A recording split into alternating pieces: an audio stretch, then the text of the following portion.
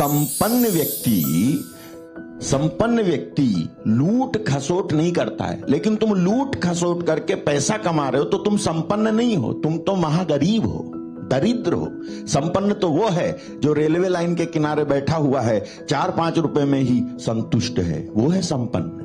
संपन्नता पैसे की बहुतायत नहीं है, गड्डियों की गड्डी हो संपन्नता वो नहीं है, बल्कि मेरे पास 1 रुपया भी है उस पर परमेश्वर की आशीष है, ये है संपन्नता। मैं इस बात के लिए नहीं जीऊंगा कि मेरे को पैसा कमाना है, मेरे को पैसा कमाना है। मैं इस बात के लिए जीऊंगा कि मेरे को संपन्नता कमानी है जो परमेश्वर के दरबार से सीधे आती है, जो परमेश्वर के यहां से सीधे आती है और मेरे थोड़ी सी चीज पर आशीष होती है। वो संपन्नता थी जो विधवा की मुट्ठी भर आटे में आई, वो थी संपन्नता। भीड़ में बैठे हुए उस लड़के के द्वारा दी जाने वाली 5 रोटी और 2 मछलियों पे आई, वो थी संपन्नता।